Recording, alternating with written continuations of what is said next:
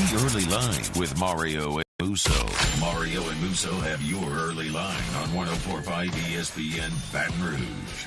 I mean, we're just here to have fun and win and have fun by winning. Live from the Mercedes-Benz of Baton Rouge studios, Here's Mario Jerez and Matt Musso.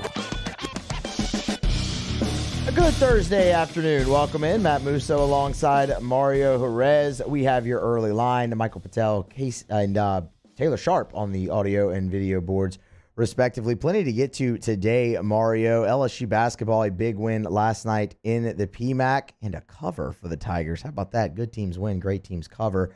LSU baseball, one day away. We'll close the show with a little bit of LSU baseball today. You have some NBA picks, and the Saints have an offensive coordinator. So we have plenty to get to. How are you? I'm well, Musso. Not as good as you, though, man. 2-0 night. Congrats on the wins for your Red Raiders and your Scarlet Knights. You know, look, we talked about it yesterday, Mario. You fall off the horse, you get back on, you keep riding, and, you know, God willing, you get back up with some money in your pocket, and that's what we did last night. A nice pair of wins there. We appreciated it. Last night taken out, but tonight I bounced back. There you go. Live by it. There you go. The LSU basketball team. Maybe you can't take a lot from the win over Georgia.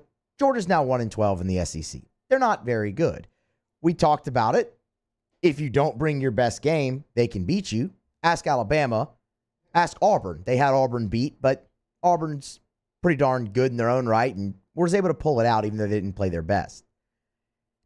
LSU last night played pretty close to a complete game of basketball, and they haven't done that in a long time. Again, you take the opponent for what it's worth, but maybe you can't learn anything, but you can see certain things. One of the things we talked about, Mario, was it's not so much what Georgia does, it's what LSU needs to do. And what that was is if you get out to the big lead in the first half, sustain it. Don't let an inferior opponent back into the game. LSU did that. They went on their one great run and a half and played smothering defense, especially in the first half of that basketball game. 15 turnovers, 3 shot clock violations, a 10-second violation as well. Whew. In the first half, they would add another shot clock violation for what it's worth in the second to bring the total to 4, and Georgia ended up turning the ball over 26 times. 16 of those were steals. Yeah, defense is awesome right now, man. It's just the formula for this team. The offense is good enough to win when the defense plays at its best, and you're continuing to see the difference that Xavier Pinson makes. Tari Eason is an eater of worlds. That guy just destroys anything in his path, and he's incredibly fun to watch. When the start he got off to last night, I thought he was going to end up going for like 35 points. Now, he had 23, which is an awesome night, and it was another double-double for Tari Eason. Or, I'm sorry, he fell 1 rebound short, so 21 and 9. Close enough. Oh, yeah, that's so bad. They looked almost whole again last night. Now, go do it again on the road at South Carolina and then get ready for the game against Kentucky. I understand it was Georgia, and you're not going to take a lot from it. But you have to at least be encouraged. That was a welcome sign to see from LSU, where they started maybe a little slow, a little lackadaisical, but, man, when they turned it on, a 19-2 run in the first half. Again, we mentioned the defense specifically in the first half, but throughout the game, it was domination from all levels. Much needed win for LSU and a cover for everybody who chose to bet on LSU. They hadn't been doing a very good job with that, so you do like to see the good start. You like to see them hang on in the end. Didn't really falter towards the end in the second half like they did against Mississippi State, and they broke the game open right before the end of the first half, or with around 10 minutes, I should say, when they started that big run. And I think this was a much-needed win. I think that LSU needed to remember what it's like to kind of flex its muscles, dominate an inferior opponent, kind of made up, not completely. That loss to Ole Miss is going to be a blemish on the resume, but I felt similar going into that game as I did this game for LSU, and they just dominated pretty much from start to finish. That's 3 wins in a row now, doing what needs to be done, not just for the standings, but kind of just for the psyche of the team as they continue to get healthy, play better defense, and just look like they're having fun again. LSU looks like they're enjoying playing the game of basketball, everybody one with another. So we're trending in the wrong direction for the longest of times. Like you said, Georgia not the best team. You will get a step up in competition, maybe not Saturday against as you go here, you got road games against Kentucky, against Arkansas, and the top 4 seed in the SEC still in reach for LSU. So I think for now, worry less about the opponent, worry more about the effort from LSU start to finish. Yeah, so we're going to get to those final 5 games here momentarily. I would just say also that's what it's supposed to look like when a team that's as talented as LSU goes up against a team like Georgia that lost its 3 best players to the transfer portal, and they just kind of had to piece it together. You're supposed to do that. That's what good teams do. So it's a good win. It's a nice win. You move on. It's the first time you're above 500 in SEC play since before you went on the road trip to Alabama and Tennessee. You were 3-2 after the loss to Arkansas, and that was in January. It's the first time, beginning of January, first time you're above 500. Since then, it's definitely trending in the right direction. South Carolina, same vein as Georgia, though, right? Look, if you don't bring your best game, they can come up and beat you. You're better than them. If you don't bring your best game, they can come up and beat you, and it's hard to win on the road. It's hard to win on the road, and LSU knows that probably better than any team in the SEC. The road struggles have been significant. Yeah, I'm a big fan of Frank Martin. He had a lot of success there early on. They go to the Final Four, and Darius Thornwell had it rolling. Haven't really been able to sustain the success, but definitely a step up in competition compared to Georgia. But like you said, LSU should be able to go out there now on the road and take care of business. I want to touch on what you said about Tari Eason earlier. 1 rebound short of a double-double. That's unfortunate, but he continues to get better and better as the season goes, not just offensively, but all of his game. He's been named a finalist for the Karl Malone Award for the top power forward in the country, and he's shooting better from the three-point line. Last night, didn't look too good statistically, just 1 for 3, but he's shooting it with a lot of confidence, no hesitation. And I like the clip that he's shooting it at, not just letting it fly, taking good ones. He shot 3 for 6 from the three-point line against Mississippi State, 2 for 2 against Texas A&M. If he can add that dimension to his game, he'll really be unstoppable. And the return of Xavier Pinson has been really beneficial for Tari Eason too. It's completely unfair for him to be able to shoot the three-pointer now as well. I mean, he was just about unguardable before that, and now that he's stretching the floor like he is, first of all, that's also going to have his draft stocks shoot through the roof because that is just what the NBA is looking for. Maybe, I guess, a little bit more consistent just over the whole season you're looking for, but what he's doing right now from behind the arc is devastating to the opposition, and it just takes his game to another level. And I like what you said. What the impact he has on Tari Eason potentially more than anybody. We were kind of talking about it before the show. Xavier Pinson might be the most important player for this LSU team. Tari Eason's the most important playmaker for the team, if that makes any sense the way we word it.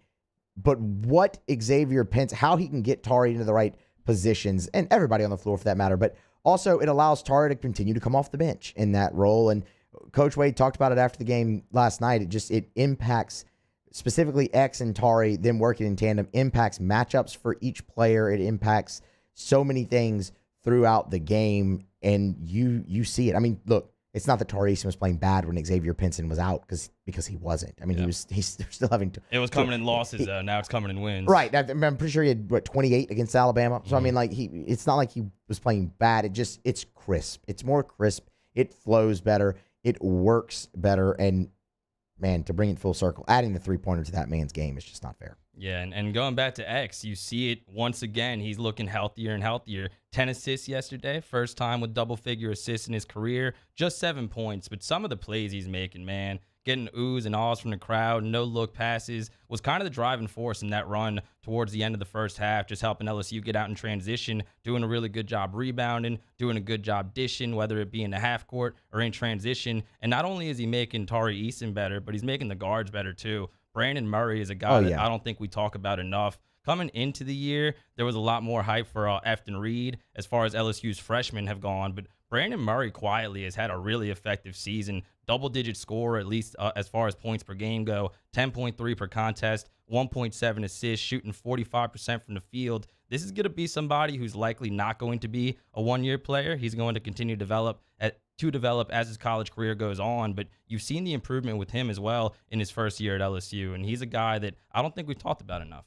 I don't disagree. I mean, when I was going through some notes on the game earlier before the show, I looked and I was like, man, Brandon Murray scored 15 points last night and shot 50% from the floor. And it feels like he did it so quietly. I mean, because you're so caught up in Darius Days with the double-double and Tari Eason dunking on people and scoring 21 points and Xavier Pinson having the 10 assists and getting the oohs and the ahs from the crowd that you were talking about, that Brandon Murray slips in the back door, shoots 5 of 10 from the floor, 3 of 5 from 3, and drops 15 points. It shows you how close to complete that they did play last night, at least for 35 minutes when the starters were still all in there before they had some walk-ons go into the game and whatnot. That was as close, again, opponent notwithstanding, that was as close to LSU has looked to whole and complete since the first Tennessee game. I want to address a question here in the Bayou Ford YouTube chat that I honestly do not know the answer to. And James is asking, how can Will Wade get Efton Reed more involved other than fouling?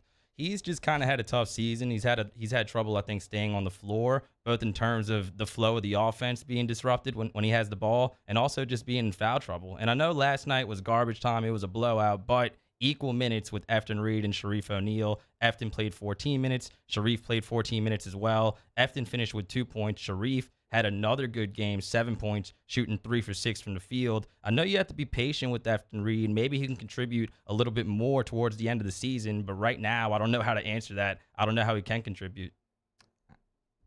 I mean, he's going to be the guy that everybody looks to take the jump next year. I mean, that's kind of what it is. I mean, I don't have the answer. I think they've tried a lot of different things, and anytime Will talks about Efton, a lot of it is it's the position he ends up in just off of something else that happens on the floor. It's not that he's going out there and trying to foul 3 times, or in the first half. That's not what's happening. And also, he's 18 years old. He's had to go up against Walker Kessler and Shibwe. And I mean, he's had to go up against veteran bigs who are going to be NBA players next year in this conference. They've had a lot of Jalen Williams from Arkansas, Faulkner from Tennessee, and the other guy, the Finnish guy that plays for Tennessee as well. I can't remember his name.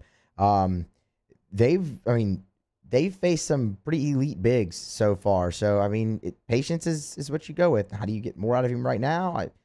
Maybe you see more of a rotation there with Sharif O'Neal, because when Reed is on the floor and not in foul trouble, he can impact with his length and things of that nature. Yeah, especially defensively. And most of those guys that you just ran through the gauntlet there, they are experienced guys. They've been there multiple years. Efton Reed has not really been. And I think he needs to develop both his game and kind of physically.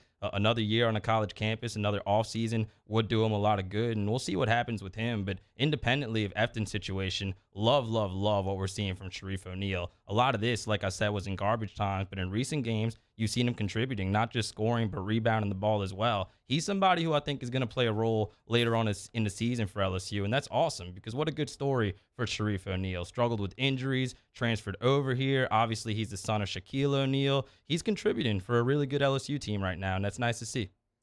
Before we hit a break here real quick, looking ahead to the final 5 games. So LSU will be at South Carolina this weekend. They will then go on a road trip to Kentucky, face Missouri at home, at Arkansas, and end the season at home against Alabama. If LSU takes care of their business, the double bye in the SEC tournament is still well within reach. Now, they need some help, but they control their own destiny to an extent. So LSU sits at 7-6 in the league. They're tied with Alabama.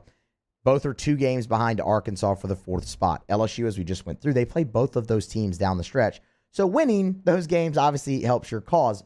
But if you look at what Arkansas specifically has left down the stretch, along with facing LSU in their final 5 games, they have 2 matchups with Tennessee and a game against Kentucky. Some losses could very well be coming Arkansas's way, right? It's more than conceivable to think that Arkansas ends up with 7 or more SEC losses. Can LSU be one of them, first and foremost? And can LSU hold off Alabama and take that 4th spot? Well, those are questions that only LSU can answer. But the path to the 4th spot in the SEC and a double bye in the SEC tournament is certainly there. I think 11-7 obviously is your goal. That would have you go 4-1 in these final games, the one probably being at Kentucky. That needs to be your goal at worst. And then you let the chips fall where they may with Arkansas and tiebreakers and things of that nature. But from where LSU was, losing 6 of their last 7 at one point in this season, it looked pretty bleak. They can still get that double bye in the SEC tournament. And while maybe that doesn't, people can debate all they want on what that actually does in the committee's eyes. But the SEC is a strong league. It's not going to hurt your freaking case, right? I mean, the SEC is a strong league. And if you finish in the top 4 of that league, that's going to count for something. Obviously, winning the 2 of the 3 quad 1 games you have left on your schedule, 2 of them being on the road, if you can split those, that's going to help your case when it comes to seeding more than anything. But double bye is always a goal, and it's still within reach for LSU despite everything that they've been through this season. 100%. And on one hand, this conversation is a little frustrating because you look at the losses to Ole Miss and Vanderbilt, and if LSU won at least one, if not both of those games, you'd really be sitting pretty right now, and you'd have a little bit more margin for error. But even now, as it sits, basically to summarize what you said, what you're telling me is if LSU can find a way to go 4-1 during this stretch, find a way to get the win at Arkansas to make up for the loss earlier in the season, you can still take the L to Kentucky, win 4 out of your last 5, get a huge win against Alabama at home, avenge the loss to them from earlier in the season, and still have a pretty feasible chance to make the top 4 based on everybody else's schedule. It is there for the taking for LSU. We'll grab a break, come back on the other side. Mario's got some NBA plays for tonight. Went a little long there. Still plenty more to come as well. Saints officially promote Pete Carmichael to offensive coordinator, and we're 1 day away from opening day at Alex Box Stadium, Skip Bertman Field. Stay here. Early line continues on the other side of this break. 104.5 ESPN, Baton Rouge. Mario and Musso, the early line.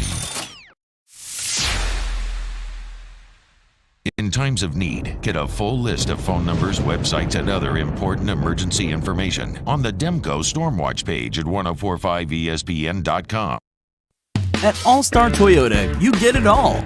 If you're in the market for an all-new Toyota vehicle, come see our friendly and knowledgeable sales team at All-Star Toyota. Located in Baton Rouge at the corner of Airline and Goodwood, we've been serving our community since 2005, offering a large selection of new Toyota cars, trucks, and SUVs. Get behind the wheel of your dream car and take a test drive at All-Star Toyota today. Service Mastery Elite create clean, disinfected work environments. As a local business, we take pride in serving the New Orleans and Baton Rouge areas. Our cleaning protocols follow CDC and OSHA standards for healthcare settings, offices, senior living, restaurants, and industrial plants. Contact Service Mastery Elite to get your operation ready for reopening with germ disinfection cleaning. Service Mastery Elite, the trusted choice in professional cleaning since 1996. To the heroes who are working tirelessly to care for our communities, we thank you. We will never forget the countless hours you dedicated on the front lines, choosing to risk your own health to fight for our friends, neighbors, and family members. I mean, you guys are out on the front lines fighting it. We are grateful for your heroic acts and unwavering spirit. Together, we are overcoming this adversity and make our state healthier and more vibrant again. Auctioner Health. Are you a licensed contractor? There's lots of good contractors in Louisiana doing work the right way, but unfortunately, too many unlicensed contractors are working outside the licensing requirements. Working as a contractor in Louisiana requires a license for the company doing the work. The Louisiana State Licensing Board for Contractors wants to help you get licensed to allow you to conduct work legally. It's not difficult to get the license. We can help you. Go to lacontractor.org for more information. Licensed contractors, it's the law.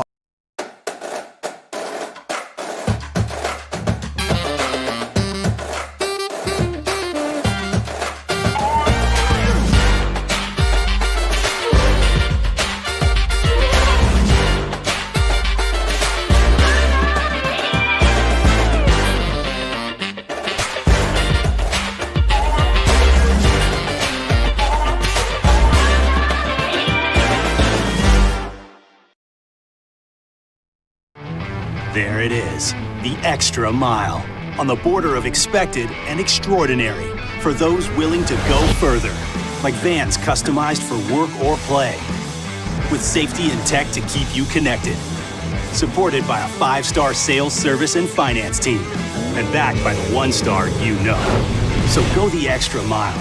It's never crowded, because so few have what it takes to go there. Mercedes-Benz Vans. I've been doing business with Luba for 25 years. They're dependable, trustworthy. It's just the attention to detail with our clients. Our folks have years and years of experience. They're highly trained professionals. But many companies have that asset. What I'd like to think makes Luba a bit different is that we use those talents in a way that truly is dedicated to serving the needs of the folks who depend on us. Gulf Coast Office Products is a nationally recognized Savin office equipment dealer based right here in Louisiana. Over 100 employees strong, Gulf Coast has the boots on the ground to support all vertical markets, from education, engineering, legal, and finance. With the latest in office technology, from desktop to production segment units, Gulf Coast and Savin have the perfect fit for you. Call 225-756-2644. That's 756-2644 for Gulf Coast Office Products. At Charles Hannegriff, the handyman. We're live at our regular Thursday evening place, Jolie Pearl Oyster Bar, downtown. It's our football watch party. Oyster and beer specials all night long. Game Time presented by Bet Rivers from Jolie Pearl, Thursday on 104.5 ESPN Baton Rouge.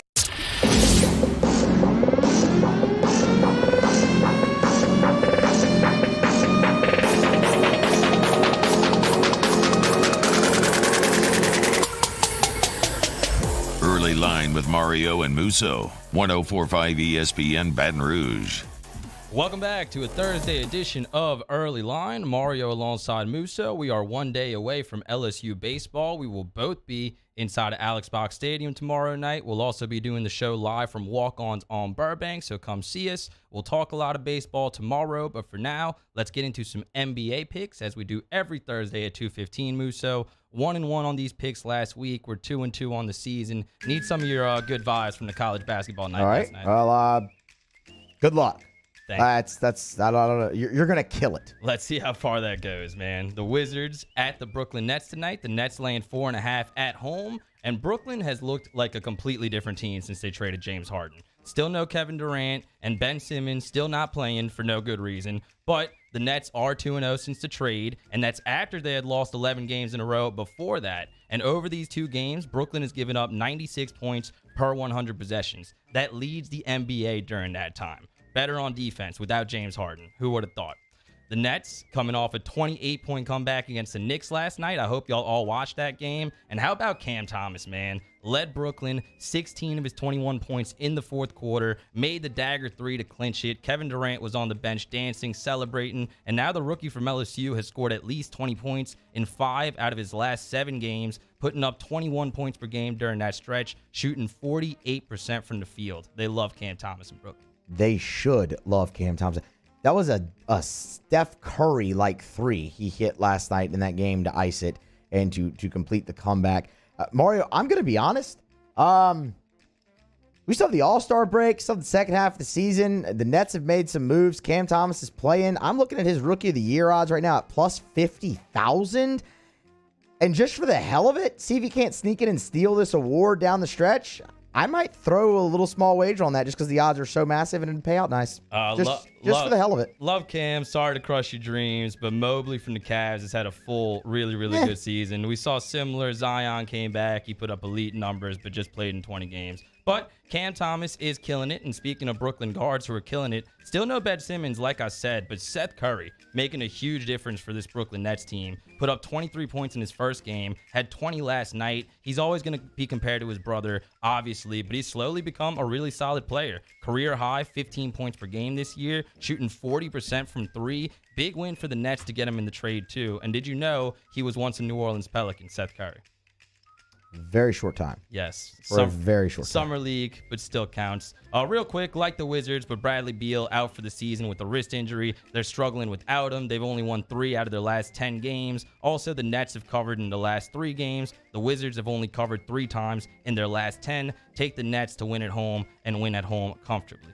We're going all chalk today, Musso. I like the Milwaukee Bucks at home tonight as well. -6.5 against the Philadelphia 76ers. And Giannis is balling right now. And the Bucks have won 6 straight against the Sixers. Like I said, we like the defending champs to cover this spread. And Antetokounmpo is coming off a 50-burger last night. 50 points against the Pacers to go with 14 rebounds. And Greek Freak leads the NBA in scoring, 29 29.4 points per game at the moment, and Milwaukee owns this series. They've gone 5-1 against the spread during its 6-game winning streak against the 76ers, and they've averaged 119 points in that stretch, while Philly has only averaged 104.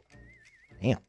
Yeah, so the trends support Milwaukee going into this one. And even if you think Joel Embiid and Giannis kind of balance out, the Bucks have a much better supporting cast. Chris Middleton putting up 19 points per, Drew Holiday 18 points per game, team high 6.7 assists, and the Bucks are really good at shooting three. Probably a good idea to put a bunch of shooters around Giannis. Bobby Portis, Pat Connaughton, and Drew Holiday are all shooting over 40% from three. And this is a really specific stat/trend here, but when they face teams that make at least 14 threes per game since the start of last season, the Sixers are just 6-19 against the spread. They got murdered against the Celtics last night, 135-87. And when they have James Harden, things will change, obviously, but they're missing Seth Curry a lot right now. And until they're whole and Joel Embiid doesn't have to do everything by himself, it's going to be really hard for Philly to compete with these upper echelon teams in the Eastern Conference. And I think the Bucks, being the defending champs, going to want to make a statement in their last game before the All-Star break.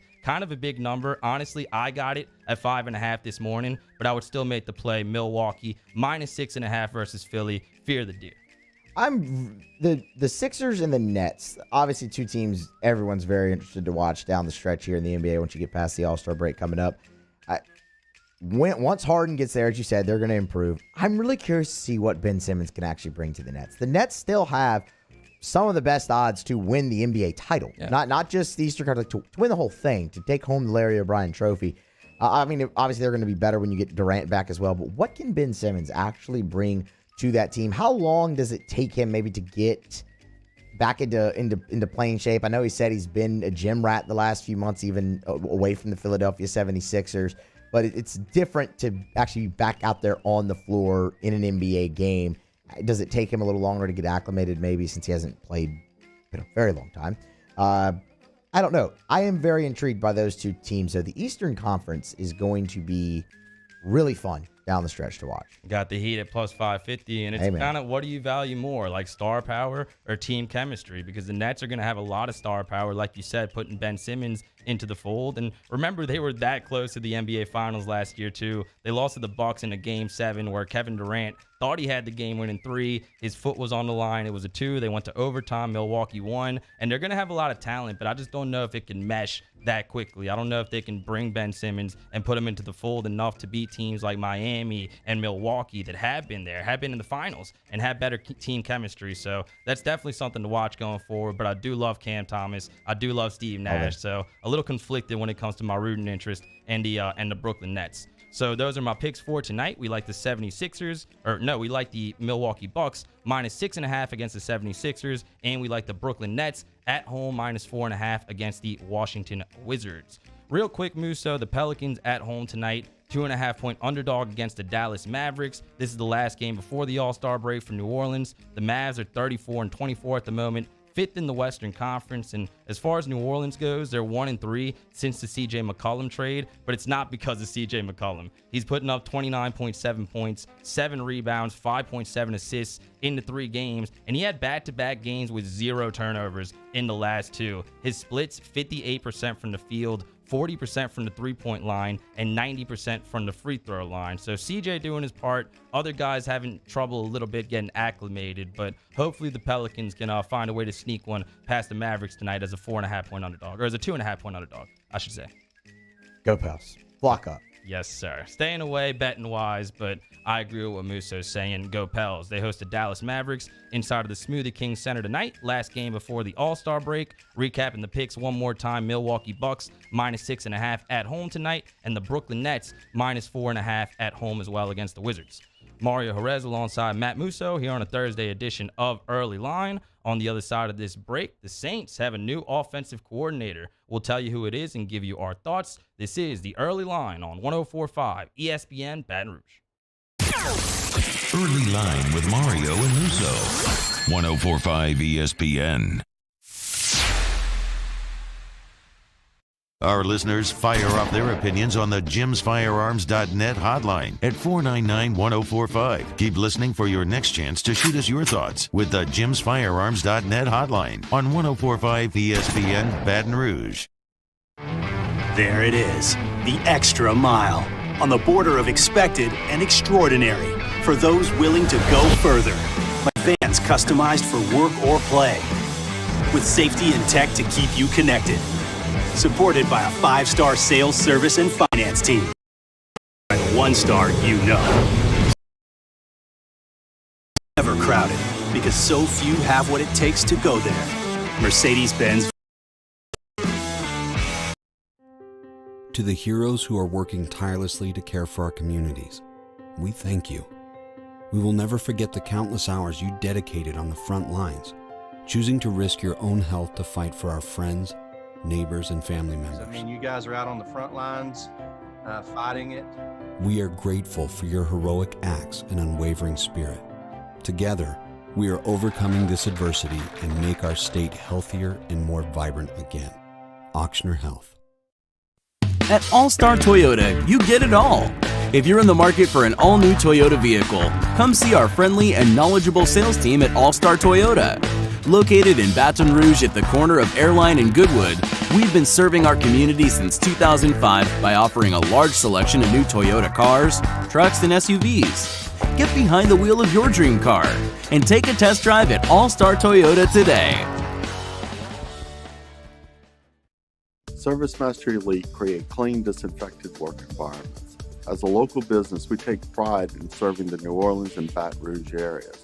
Our cleaning protocols follow CDC and OSHA standards for healthcare settings, offices, senior living, restaurants, and industrial plants. Contact ServiceMaster Elite to get your operation ready for reopening with germ disinfection cleaning. ServiceMaster Elite, the trusted choice in professional cleaning since 1996. Gulf Coast Office Products is a nationally recognized Savin office equipment dealer based right here in Louisiana. Over 100 employees strong, Gulf Coast has the boots on the ground to support all vertical markets from education, engineering, legal, and finance. With the latest in office technology from desktop to production segment units, Gulf Coast and Savin have the perfect fit for you. Call 225-756-2644. That's 756-2644 for Gulf Coast Office Products.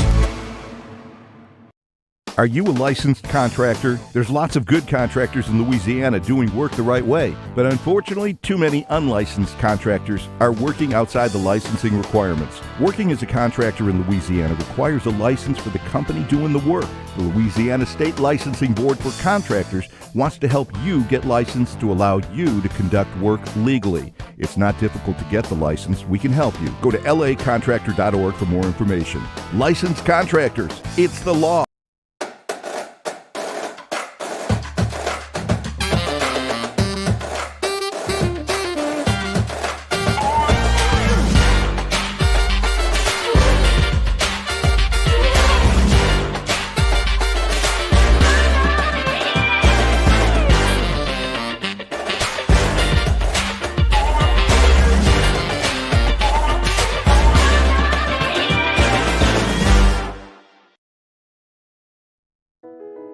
I've been doing business with Luba for 25 years.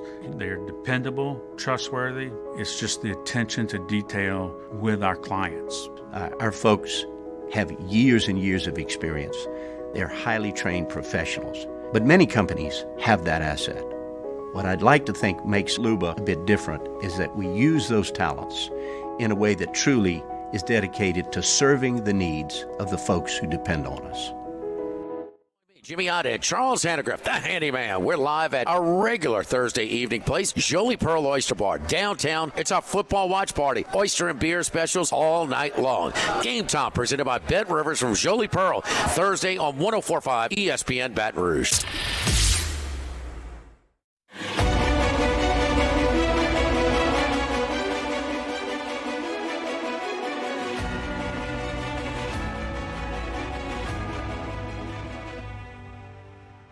You're getting the early line with Mario and Musso on 104.5 ESPN Baton Rouge. Get over to the 104.5 ESPN Twitter page, vote in today's Citizens Bank poll of the day. Laid out the case for it in the first segment. poll is, will LSU grab one of the first round one of the double buys in the SEC tournament? Vote at the 1045 ESPN Twitter account. Mario, yesterday on the show, we hypothesized about the Saints offensive coordinator search. Yeah, you did. You pretty much called him. And if it was actually in reality more like the defensive coordinator search and the head coaching search than we realized, or that anybody realized, or that anybody was really giving it credit for. Were they looking for someone to just wow them before going back to Pete Carmichael? And, well, they were, apparently. And Pete Carmichael will be promoted to offensive coordinator for the New Orleans Saints. And honestly, this makes the most sense. And it's why I was so confused when we talked about Scotty Montgomery, or we talked about Robert Prince, or even Jay Gruden, because Dennis Allen in his intro press conference talked about there being a lot of talent already on this staff and not a need for much change. Talked a lot about continuity, whether it be the culture or the current offense. Talked a lot about that, and it just didn't make a lot of sense when you say, well, Scotty Montgomery doesn't know this offense, and well, Jay Gruden doesn't know this offense, and Robert Prince doesn't. And now Pete Carmichael's just going to continue on as the offensive coordinator, despite everything we've heard about him wanting to take a lesser role. And I think that's still true, but maybe that was, hey, let's find someone who wows us, and then you can. If not, can you stick it out one more year until maybe somebody else comes available? Pete Carmichael, while being OC entitled, maybe has not called plays a lot for the New Orleans Saints, but when he has, it has been very successful. And the year that everyone's going to point to right off the bat, Mario, is 2012, when Sean Payton was suspended and Pete Carmichael called plays. And the Saints had one of the most prolific offenses in the NFL. The defense was terrible, but they had one of the most prolific offenses in the NFL. Now, yes, understand, you have some key players that were on the team then that aren't, namely Drew Brees, but it shows Pete Carmichael knows how to get the best and maximize talent when he has it. So go find who your quarterback's going to be now. That obviously becomes the next big question, but I like the move with Pete Carmichael, man. It fits into what everything they were saying. What they were doing before didn't, and that's what caused us yesterday to kind of think, oh, wait a minute. It's not adding up.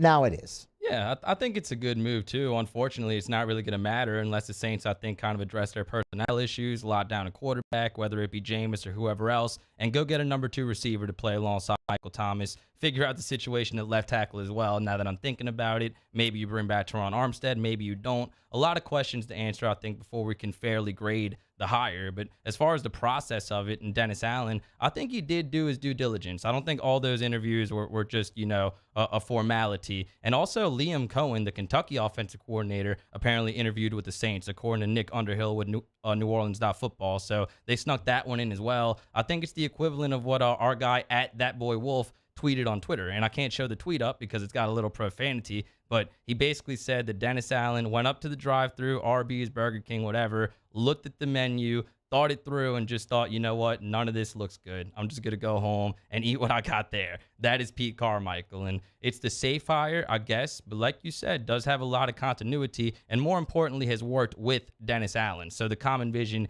is going to be there. Like I said, won't really matter who the offensive coordinator is if you don't get better offensive players, but it does kind of fit the theme of what we thought it was going to fit going into this search and keeping that continuity with Dennis Allen's first staff. And he's also worked with Jameis Winston.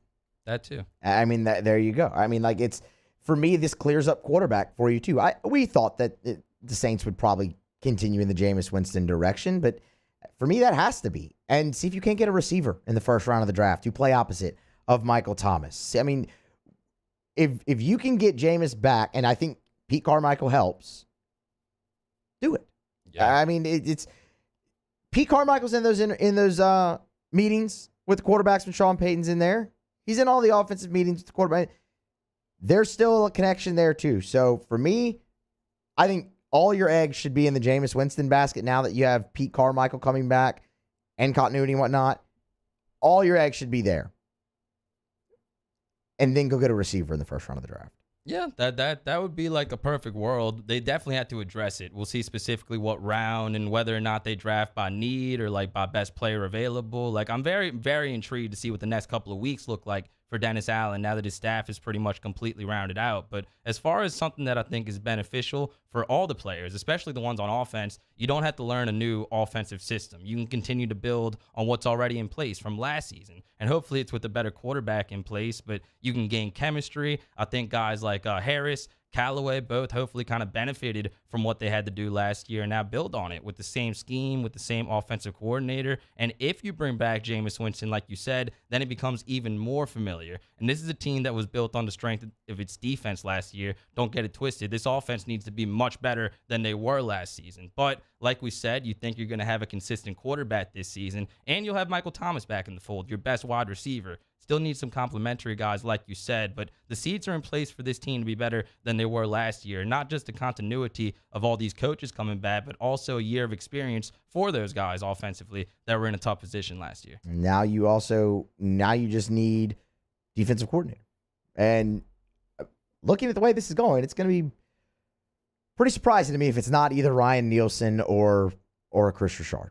Yeah, Ryan Nielsen apparently is going to formally interview, according to multiple reports that I saw today. Don't know exactly when that interview will take place, but that's not a surprise. We talked about him. We talked about Chris Richard, and Richard's a guy that has a little bit more experience, has been a defensive coordinator before. But Ryan Nielsen's somebody who's been in that building and has really made his way up through the ranks as a coach. Other teams have had interest in him too, not even just NFL teams. LSU almost made him their defensive coordinator. And the work that he's done over a longer period of time with his position group, I think is a little bit more impressive than what Richard has done, because I think Nielsen has done a little bit more developmental work. You saw how far along guys like Davenport have come, David Onyemata, who didn't even play football until like 5 years before he was drafted. So Chris Richard came in and took over a secondary that was already playing really well with Lattimore and with Marcus Williams. And it's not to take credit away from him. I just think that you should give a young up-and-comer like Ryan Nielsen a chance, because so far he's done a really good job, and the door is wide open for him now with Dennis Allen being promoted from D.C. to head coach of the Saints. And the other interesting aspect of it is, does Dennis Allen continue to call plays? And I think that might be his easiest avenue, right? I don't know. I mean, he didn't sound like he wanted to give it up, did he? No, but as a head coach, sometimes you have to make a tough decision, and it might be more beneficial to the team for you to delegate, especially a team now that's in flux without the same leader that they've had for, the longest of time. So maybe it would be more beneficial for Dennis Allen to kind of take more of a CEO role, delegate, and it might be hard for him to give up plays, but again, you got to do what's best for the team. The responsibilities as a head coach are much different than the responsibilities as a coordinator. If Dennis Allen gives up play calling duties, I think it'll be Chris Richard that gets the job because of the experience already at DC. Could be. If he doesn't, I think it'll be Ryan Nielsen. Yeah, it's definitely going to be one of those two guys. And That's what I think. Same thing. They've done interviews with other people, and for OC, I don't think it was a formality. I think Dennis Allen really thought about his vision for the offense. I agree. Because this is Dennis Allen's offense. It's not Sean Payton's offense. And yes, you want to keep the good parts, but you thought maybe he would go a different direction. Maybe he disagreed with Sean on certain things, although they ended up working. But it's going to be interesting now to see all the continuity coming back, how beneficial that will be for this team. I think it was exactly like the head coaching search was, and exactly like the defensive coordinator search is. It was, okay, we know Carmichael wants to take a step back, wants to take a lesser role. If we find someone who wows us, sure. If not, can you stick it out? And no one wowed them. I mean, I really think it is as simple as that. Maybe it's not. Maybe I'm oversimplifying it, but I mean, with the guys they were interviewing, it didn't make a lot of sense. So that led me back to Carmichael, and there he is. Yeah, and I repeat the analogy. I think Dennis Allen went to the drive-thru. He was hungry. He was hunkering for some food, and he looked at the menu. Nothing really appeased him. He wanted to go home and eat what was at home. That was Pete Carmichael. And like I said, at the end of the day, I think it's going to be more about personnel. This is going to be a team that's not going to have much flexibility in free agency just because of the cap. Like, you'll be able to retain your core, which is the important part, but they're not going to go out there and sign big-name free agents. So you have to just patch kind of the holes that are on this team. Like I said, you'll get Michael Thomas back. Harris, Callaway, hopefully better with another year of experience. Tight end also seems to be a really big need now that I'm thinking about it. But I do like what we saw from Adam Troutman towards the end there. Before he got injured, he was putting up good numbers. And Vanette also, I think, a better receiving tight end than some people expected him to be. But But it's a matter of personnel. Look, on paper, I think Pete Carmichael's a really good hire. He's done such a great job for this franchise for such a long time. I think he's more than capable of handling the responsibilities that come with being OC, but they have a lot of work to do personnel-wise, and it needs to start really in the next couple of weeks with free agency leading up to the NFL draft. Grab our final break of the show. Come back. Close out early line on the other side. 104.5 ESPN, Baton Rouge. The Early Line. 104.5 ESPN Baton Rouge. We opened up the playbook and expanded our coverage. Listen daily in high definition on 98.1 HD2. We are 104.5 ESPN Baton Rouge.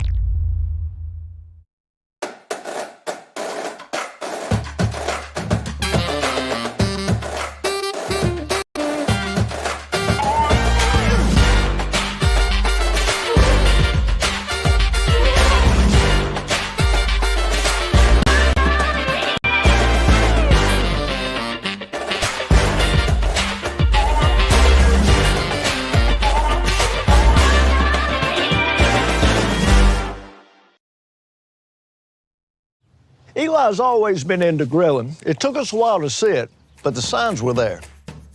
What are you doing, Eli? I knew grilling was my thing. I have been talking about it throughout my career. Happy with the results? I am. Got the new grill from barbecueguys.com. It performed great. My advice, as I always told my boys, do more of what you were born to do. Barbecue Guys, for those who were born to grill.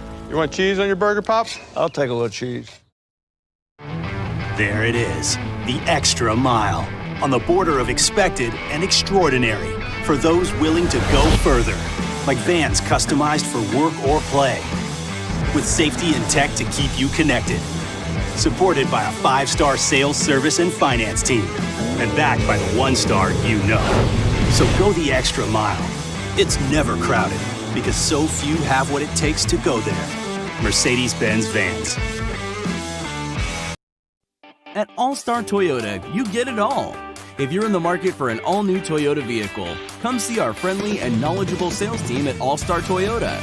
Located in Baton Rouge at the corner of Airline and Goodwood, we've been serving our community since 2005 by offering a large selection of new Toyota cars, trucks, and SUVs.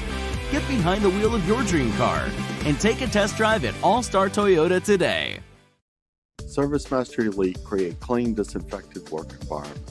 As a local business, we take pride in serving the New Orleans and Baton Rouge areas. Our cleaning protocols follow CDC and OSHA standards for healthcare settings, offices, senior living, restaurants, and industrial plants. Contact ServiceMaster Elite to get your operation ready for reopening with germ disinfection cleaning. ServiceMaster Elite, the trusted choice in professional cleaning since 1996. This isn't just another day. It's so much more. Kelly's life was put on hold when her auctioneer primary care doctor discovered a rare blood disorder. Her doctor connected her to an auctioneer care team of cancer, heart, and kidney specialists. With multiple primary care locations around Baton Rouge, same-day appointments, and online scheduling, we're relentless about keeping you healthy. Auctioneer Baton Rouge, innovating healthcare for Kelly. I've been doing business with Luba for 25 years. They're dependable, trustworthy. It's just the attention to detail with our clients. Our folks have years and years of experience. They're highly trained professionals. But many companies have that asset. What I'd like to think makes Luba a bit different is that we use those talents in a way that truly is dedicated to serving the needs of the folks who depend on us. Are you a licensed contractor? There's lots of good contractors in Louisiana doing work the right way, but unfortunately, too many unlicensed contractors are working outside the licensing requirements. Working as a contractor in Louisiana requires a license for the company doing the work.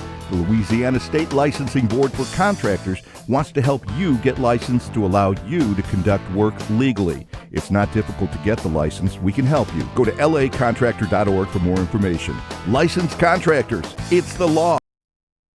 Jimmy Ott and Charles Hannegriff, the handyman. We're live at our regular Thursday evening place, Jolie Pearl Oyster Bar, downtown. It's our football watch party. Oyster and beer specials all night long. Game time presented by Bet Rivers from Jolie Pearl, Thursday on 104.5 ESPN Baton Rouge.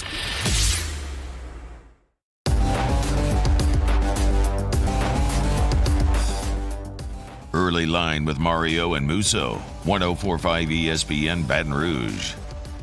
Wrapping up a Thursday edition of Early Line. Really quick recapping our NBA picks from earlier in the show. Bucks -6.5 versus the Sixers. Nets -4.5 against the Washington Wizards. And now we open this final segment by updating our Citizens Bank poll for today. And the question posed to the audience was, will LSU men's basketball finish in the top 4 in the SEC, get a double bye ahead of the SEC tournament?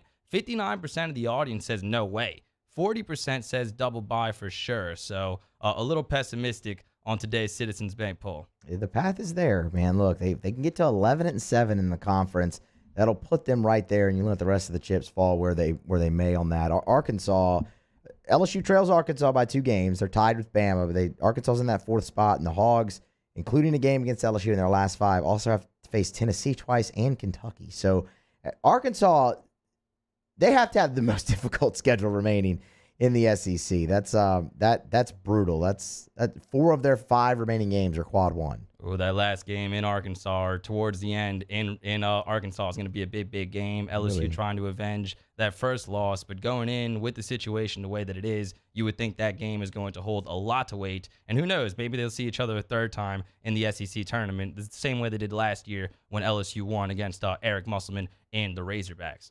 Musa, opening day is tomorrow. Damn right it is. We have a special show. Are you excited? I'm very excited. Tomorrow's my favorite day of the year, Mario, opening day for LSU baseball. As you said, we'll be live from walk-ons. The whole crew will be live from walk-ons, OTB, Hunting Hill, Early Line, AFR, all day, leading you up to opening day. Ben Mintz is going to be with us for the entire hour tomorrow, Mario. So everybody knows Mincy, Grow the Game. It's kind of his initiative. We'll talk a lot about that. What's the process of getting baseball lines, at least in the Barstool Sportsbook? I know we referenced their futures bets earlier in this week for the College World Series. Mincy's been working hard, man, trying to get weekly college baseball lines or even just SEC college baseball lines in the sportsbook as well. So we'll get an update on that. Just talk a lot of baseball with Mincy and a lot of gambling in general. Get his thoughts on some NBA. I know he's going to be at the Pelicans game again tonight. So get a lot of thoughts from Mincy tomorrow. Again, he'll be with us for the entire hour. David Cobb will join the show as well for some college basketball plays in his normal spot at 2:30. So it's going to be a big show tomorrow, man, and I'm very, very fired up for it. And I want to ask you, just broadly speaking, how pumped you are for this season. Not even just for LSU on the field, but kind of from your personal perspective. You've done the podcast, for 3 years now? This is year 3. Musso at the box, covering the team, and it's got to be a really cool experience. I know it has for me on my end, getting to cover, LSU football and the Saints and all these local teams. When you follow a team your whole life, and then you get the opportunity to cover them professionally, and now it's a big season for LSU. Year 1 of the Jay Johnson era, post Paul Maneri, and you got to be really fired up, not just to watch LSU play, but to follow this team all season. It's the most excited I've been in a very long time for LSU baseball, and it's not a slight on anybody or any team in particular. It's just the newness and the freshness of everything. That's always exciting when that happens. And look, LSU fans have had that feeling for a lot of different sports here lately. There's been a lot of different coaching changes, whether it be Kim Mulkey, whether it be Jay Johnson, whether the excitement everyone's feeling right now for football with Brian Kelly. It's the same thing. And I mean, look, it's one of the most successful programs on campus just throughout its history. So anytime change comes and promising change like this seems it will be, it's going to be very, very exciting. Yeah, needed tweaks, because it's not like Maneri's leaving the program in like a bad place. They were Hell in the no. Super Regional last year, and the expectation coming in is maybe for LSU to host the round before, host its own regional with Jay Johnson. So that kind of tells you a lot, I think, about where Paul Maneri led the program. But it can be really exciting. Just new blood. You're tinkering a lot. You're bringing in new players. You're bringing back a lot of really good players that contributed last year, many of them freshmen that are now coming into their second season. And I think it's really cool that they get to open here at home against the Maine Black Bears team that I honestly don't know too much about. We will before the series, though. And opening night in the box Friday. It's going to be so exciting, but unfortunately, the weather not going to be too good from what I've heard. Yeah, it's going to be freaking cold. I'm not happy about it. But, it'll be exciting, and I'm expecting a really good crowd out there regardless, just because of the excitement surrounding the team this year. And Paul Maneri will be out there to throw out the first pitch. Ceremonial first pitch before the game.